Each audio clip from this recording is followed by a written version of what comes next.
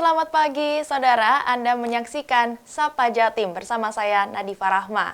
Saudara, bercerita atau bertutur lekat dengan ingatan masa kecil siapapun. Nah, di sini mendongeng bisa dibilang menjadi sebagai cara sederhana begitu ya tentang pelajaran hidup kepada anak-anak. Nah, seorang pria di Malang yang juga pendiri dari Sanggar Dongeng Kepompong Nusantara, ada Kak Yudi Agus Prianto. Ini bergerak dari satu sekolah ke sekolah lainnya, mendongeng interaktif dan edukatif, saudara. Dan ini memberikan pengalaman berharga bagi anak-anak di Indonesia. Untuk itu, sudah hadir di studio Kompas TV Malang ada Kak Yudi Agus Prianto, pendiri Sanggar Dongeng Kepompong Nusantara. Iya. Selamat pagi Kak Yudi. Selamat pagi Mbak Nadifa. Selamat pagi teman-teman Jawa Timur semuanya. Sehat semuanya. Kabar baik hari ini? Alhamdulillah. Saya sehat selalu dan bahagia juga hari ini karena ketemu Kak Yudi langsung. Ini gimana pendongeng handal juga begitu ya. Dan juga kita mau ngobrol-ngobrol Kak Yudi, gimana sih dongeng sekarang ini. Karena kalau dari dulu ya, kalau anak-anak kecil itu kan suka didongengin. Nah, kalau sekarang itu bagaimana? Nah, itu kita akan bahas saudara bersama dengan Kak Yudi. Nah, Kak Yudi ini kan pendiri begitu ya, pendiri ya, dari Sanggar Dongeng Kepompong Nusantara. Saya mau tahu nih Kak Yudi, gimana sih awal mendirikan sanggar ini? Apa sih yang terbesit di pikiran Kak Yudi untuk membangun dari sanggar ini? Ya, baik Mbak Nadifa. Yang pertama yang menjadi kegundahan saya pribadi terutama tentang akhlak dan moral anak-anak kita. Yang saat ini, mohon maaf mungkin perlu saya sampaikan bahwa nilai-nilai akhlak dan moral anak-anak kita khususnya di dunia pendidikan itu sangat tipis sekali. Kalau dulu waktu zaman saya kecil ada pendidikan moral Pancasila.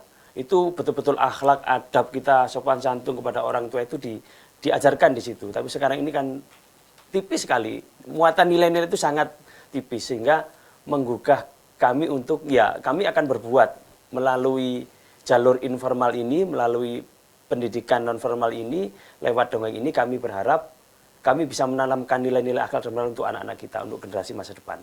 Itu sebenarnya Mbak. Termasuk pengalaman kami melihat anak-anak kita ketika terjadi bencana itu paling tidak terurus. Sehingga berdasarkan pengalaman itu kami langsung membangun komunitas, ingin mendampingi anak-anak, terutama di lokasi bencana ketika terjadi bencana dan ketika masa-masa tenang seperti ini.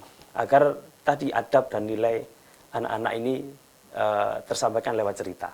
Oke, dilihat dari awalnya tadi ya moral dan juga adab anak-anak begitu ya. Apalagi sekarang ini kita juga harus tetap mengedepankan moral dan adab dari anak-anak tadi. Jadi itu yang terbesit di awal untuk mendirikan Sanggar Kepompong Nusantara. Nah, saya mau tahu tentang Sanggar Kepompong Nusantaranya Kak Yudi. Ini berdiri dari kapan dan gimana sih awal cerita dari Sanggar Kepompong ini?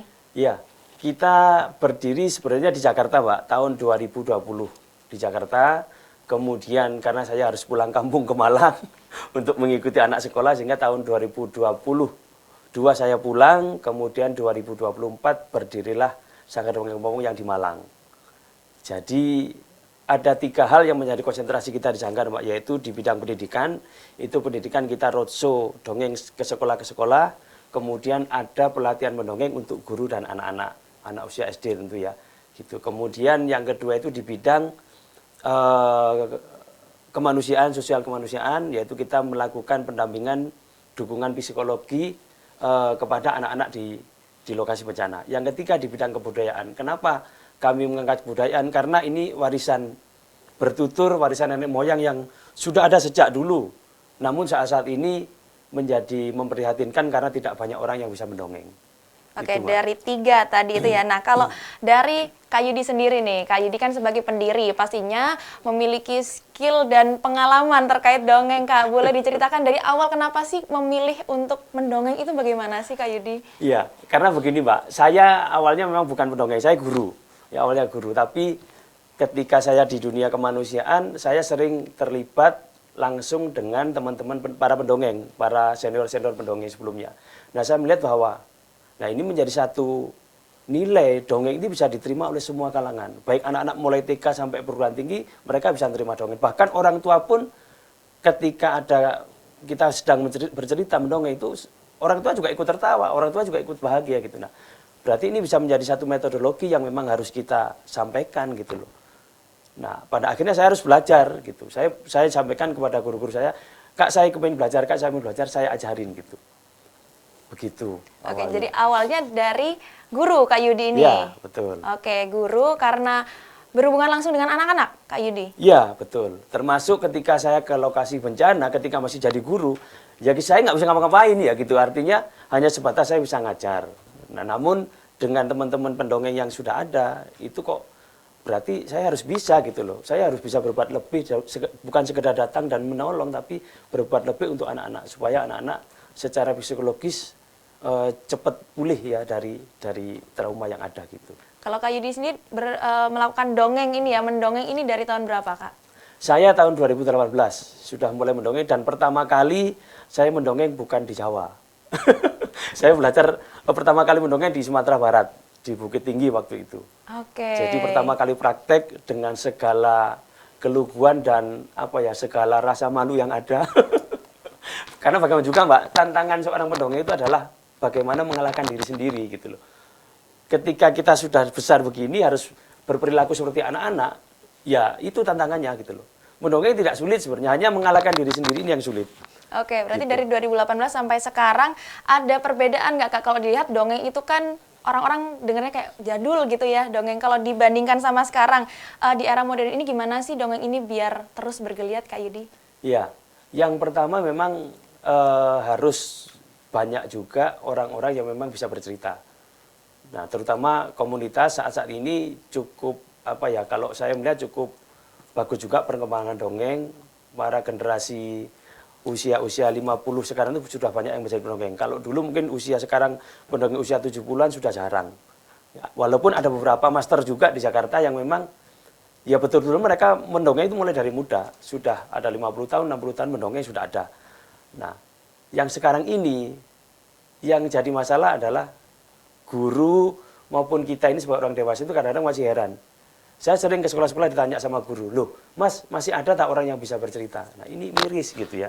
Kita selaku pelaku pendongeng digitukan orang ini, waduh kok sampai begini ya gitu. Mindset masyarakat kita karena ketidaktahuan mereka tentang dongeng gitu. Oke, apalagi Kak Yudi ini ya selain berhubungan dengan anak tadi juga ada terkait dengan kemanusiaan, Iya, betul. turun langsung ke bencana begitu ya, dan juga menghibur anak-anak di sana. Wah ini pengalaman yang luar biasa tentunya Kak Yudi Iya, ya. alhamdulillah. Saya jadi penasaran gimana Kak Yudi mendongeng ini gimana karena udah dari lama ya 2018 mendongeng. Iya. Nah untuk itu jangan kemana-mana saudara, tetap di Sapa Jatim.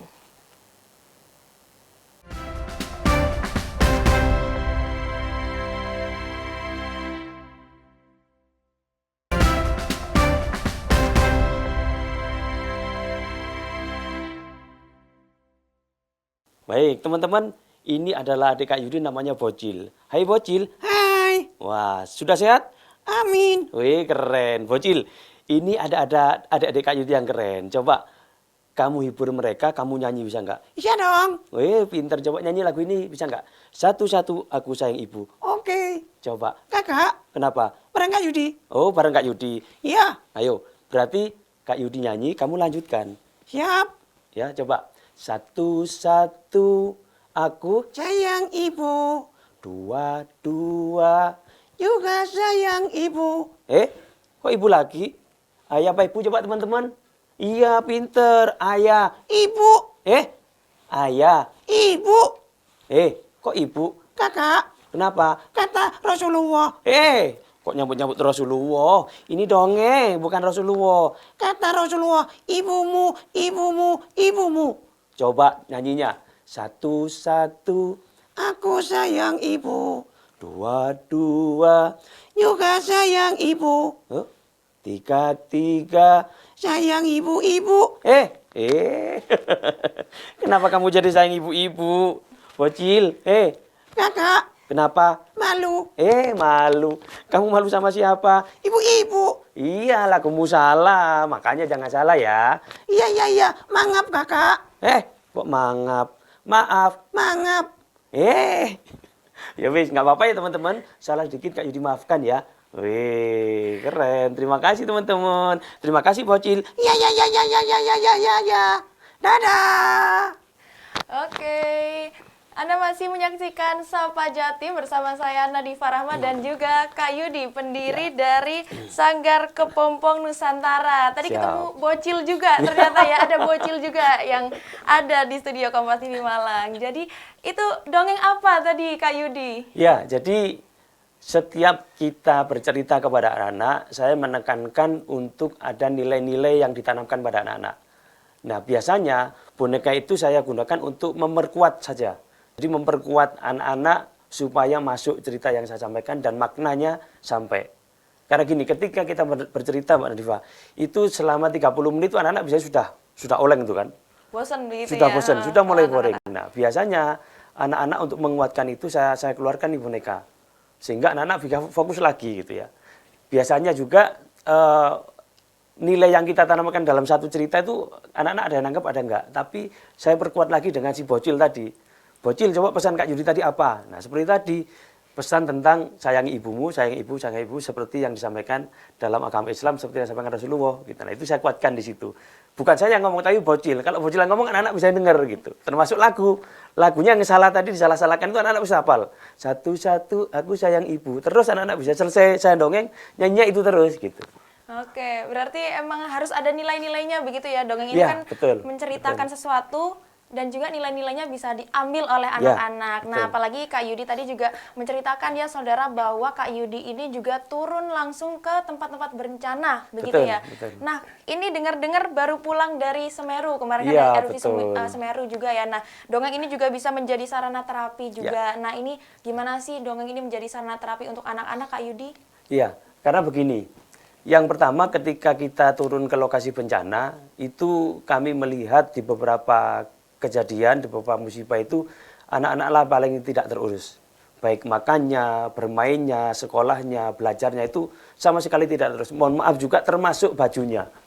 Baju anak-anak itu masih satu minggu ya itu aja. Cuci kering, ganti cuci kering. Dan yang melekat itu terutama ya gitu. Sehingga kami hadir untuk mendampingi mereka. Supaya apa? Supaya mereka tidak trauma intinya. Trauma pasti ada tapi tidak berkelanjutan. Artinya mereka tidak takut lagi ketika mendengar suara keras. Bahkan kemarin saya menemukan kejadian ketika bencana Semeru November yang lalu, bulan lalu, itu trauma 2021 masih ada. Jadi ketika mereka mendengar suara gluruk-gluruk dari Semeru, mereka langsung nangis, histeris nangis. Itu yang di hunian tetap.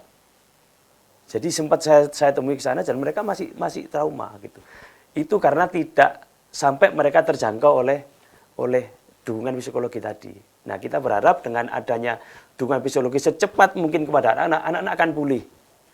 Kemudian ini, Mbak, ketika kita ke bencana juga kita tidak hanya untuk mendongeng tok, karena kalau satu hari mendongeng tok anak-anak pasti bosan. Kita bawakan alat-alat permainan tradisional seperti dakonan, egrang, kelereng, gundu itu, kemudian yoyo, itu pun anak-anak sudah senang sekali gitu loh.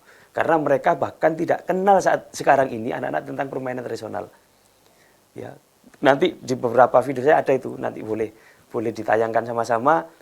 Ketika kemarin aku bermain dengan anak-anak, ketika kemarin mendongeng dengan anak cukup luar biasa anak-anak.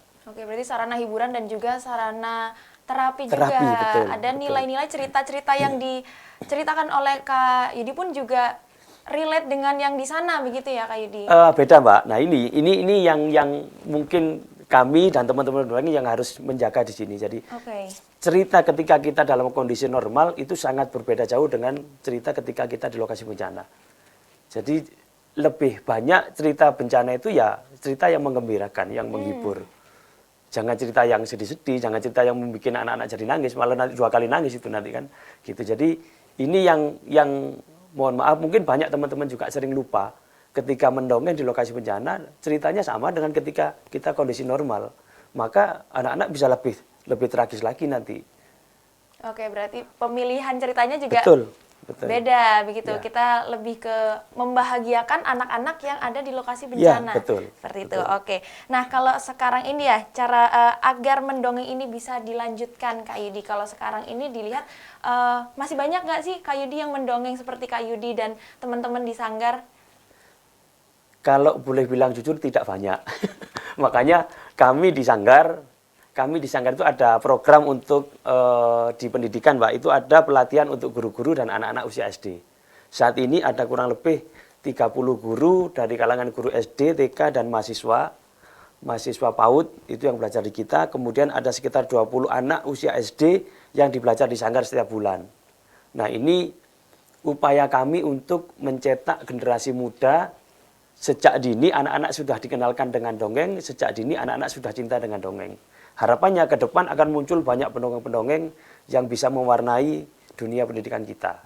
Oke, Itu ada harapannya. program pelatihan dari Sanggar Dongeng Kepompong, Oke, ya. Sanggar Dongeng Kepompong ini ada program pelatihan juga, tidak hanya untuk orang dewasa begitu Ya, yang mendongeng. betul. Ternyata anak-anak ini di sanggarnya Kak Yudi ini ternyata pinter-pinter dongeng Ya, gitu ya tadi alhamdulillah. ceritanya. Nah, itu boleh diceritakan anak-anak di sana gimana sih Kak belajar dongengnya? Ya. Apalagi sekarang ini kan kalau dilihat anak-anak emang masih mendongeng gitu kan, Iya, orang-orang betul, bilangnya gitu. betul. Jadi faktanya begini, Mbak. Faktanya ketika kita mengajarkan teknik atau metodologi mendongeng ini kepada guru dan anak-anak, lebih mudah anak-anak ternyata. Sangat lebih mudah anak-anak. Anak-anak kita mentori, kita suruh baca, kita kasih teks, kemudian kita suruh praktek, mereka mau. Tapi kalau ibu-ibu, guru-guru dan sebagainya, kak malu gitu, lebih banyak menahan diri gitu. Jadi tidak ya wis saya ingin belajar, benar-benar belajar gitu, tidak. Maka di depan tadi saya katakan yang paling berat untuk mendongeng adalah mengalahkan diri kita sendiri. Jadi bagaimana kita yang usia seperti ini harus kembali turun untuk menjadi anak-anak kembali gitu. Bertingkah lucu walaupun kadang-kadang kalau menurut kita ya mungkin apa membuat kita malu gitu ya, tapi ya itu anak-anak gitu loh. Dan satu kuncinya pendongeng itu tidak ada yang salah. Pendongeng itu tidak ada yang salah, yang penting tadi ada nilai akhlak dan moral yang kita tanamkan kepada anak-anak. Oke, dongeng adalah cerita yang memiliki nilai-nilai yang harus disampaikan kepada anak-anak dan Betul. pendengar, Ya, begitu ya. betul, Pendengarnya betul. juga bukan hanya anak-anak Iya, kan, Kak? betul. Ada ibu-ibu juga ya. Ibu-ibu juga, umur-umur segini saya ini kan juga bisa menjadi pendengar Ya, juga betul, kan ya. betul. Oke, nah saya kepo juga Kak, ini gimana sih perbedaan bercerita dengan mendongeng itu seperti apa? Nah, Siap. jangan kemana-mana, tetap di Sapa Jatim.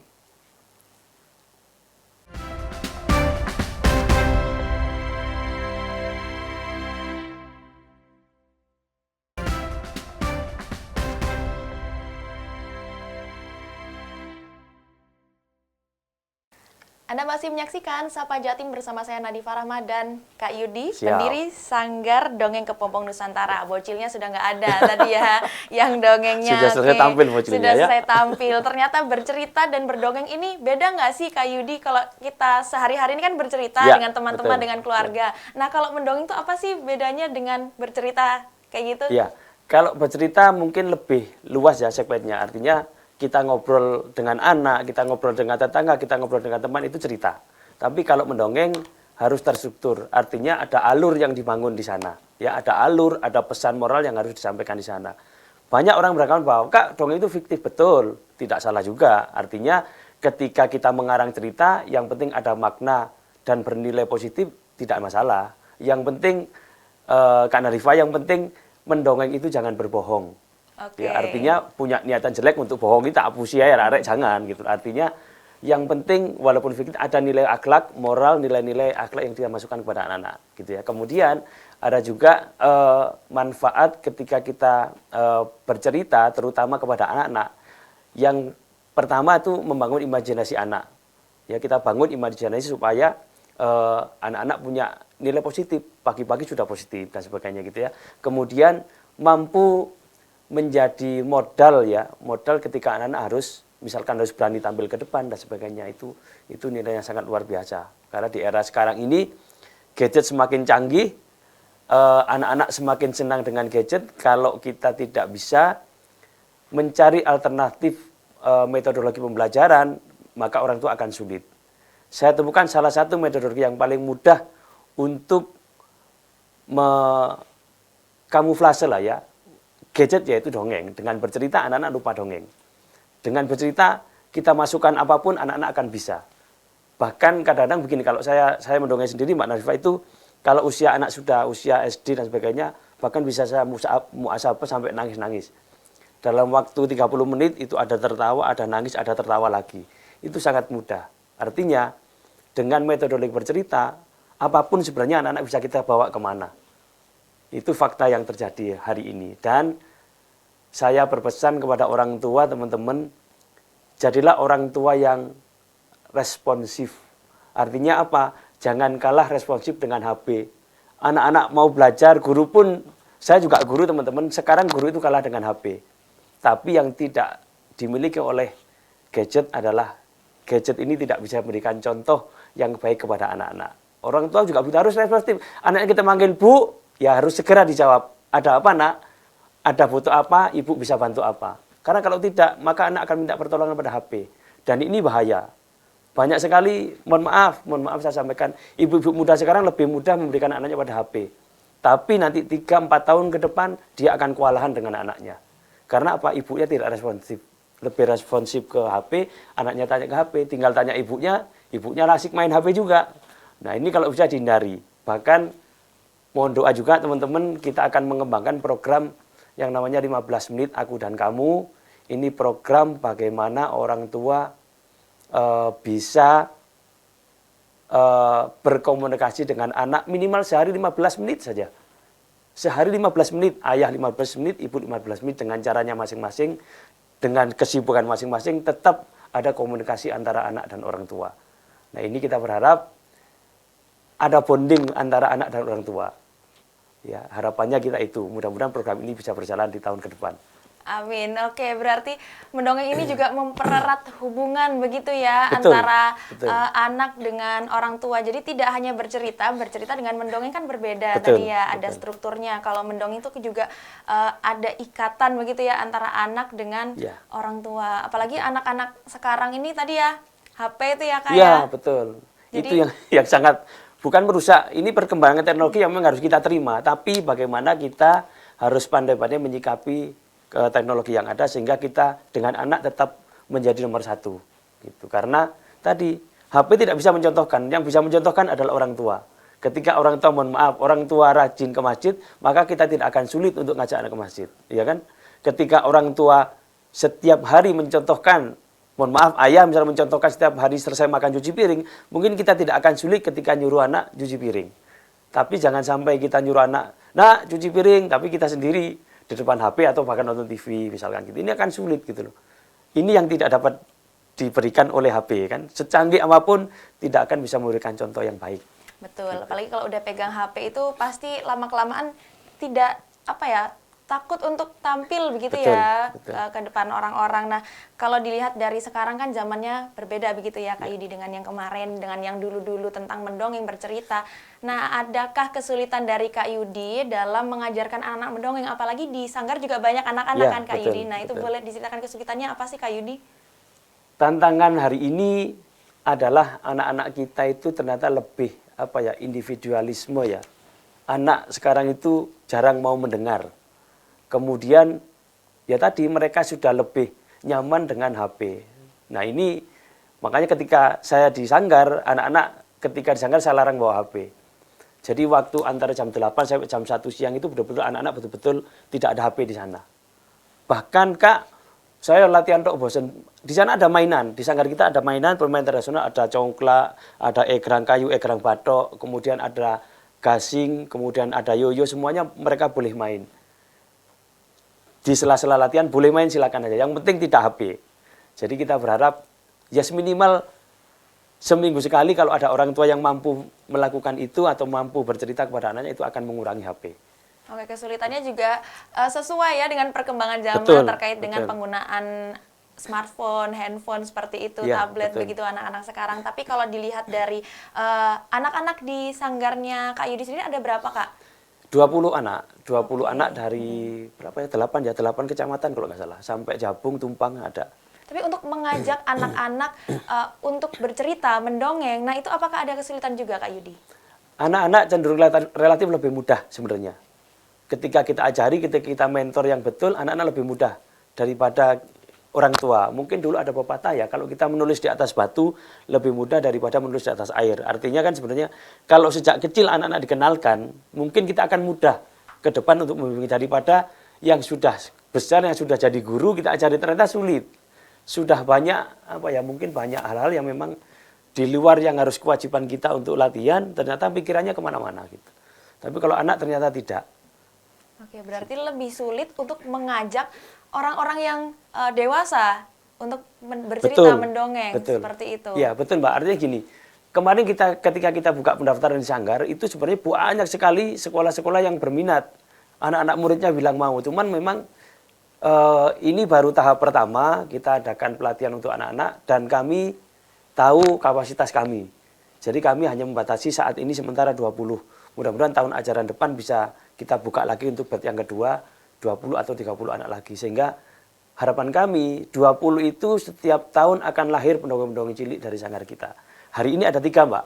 Hari ini ada 3 pendongeng yang alhamdulillah sudah sering ikut lomba dan menjadi juara. Itu 3 orang dari Jabung, dari Turen, dan dari satunya dari Tumpang. Nah ini mereka sudah bisa bercerita, sudah sering ikut lomba. Sehingga harapan kita dari 20 itu lahir tiap tahun 3 atau 5 orang saja. Insya Allah 5 tahun ke depan di Malang akan banyak pendongeng-pendongeng muda yang sudah profesional dan bisa kita ikutkan ke ajang-ajang nasional. Oke, jadi harapannya semoga ya di tahun ini, tahun depan seterusnya dongeng ini juga terus bertumbuh dan juga banyak peminatnya. Nah terakhir ini Kak Yudi, harapannya untuk kedepannya terkait dengan budaya tutur lalu juga mendongeng ini seperti apa, dan mungkin ada pesan-pesan untuk saudara dan pemirsa Kompas TV di rumah terkait dengan mendongeng dan bercerita nih Kak Yudi. Baik, kaitan dengan dukungan, kiranya dari pemerintah daerah juga mulai memperhatikan komunitas-komunitas dongeng yang ada.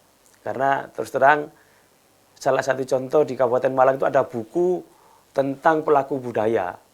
Nah sampai bulan Oktober kemarin saya terima buku itu, ternyata tidak ada di Kabupaten Malang satupun yang tercatat di situ sebagai pendongeng. Sebagai dalang banyak, sebagai tari banyak, pekerja seni banyak, tapi pendongeng tidak ada.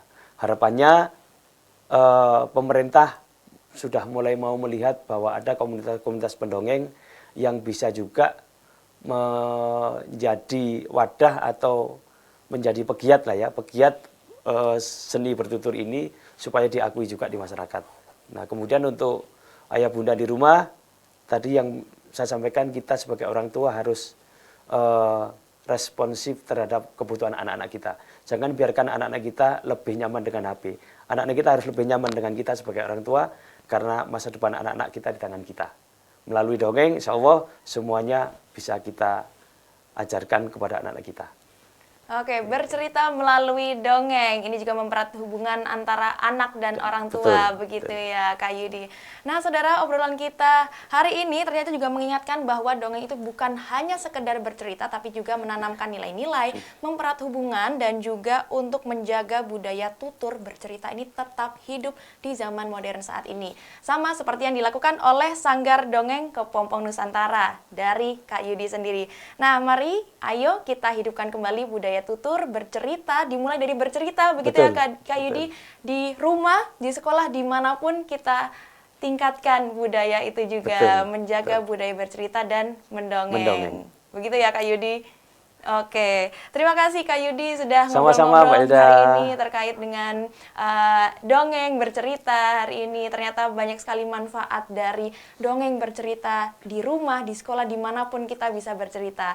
Nah itu saudara, obrolan kita juga menutup perjumpaan kita pada hari ini. Terima kasih, saya Nadifa Rahma, mewakili kru yang bertugas pamit undur diri, dan jangan lupa saksikan terus Sapa Jatim di Kompas TV, independen, terpercaya. Sampai jumpa.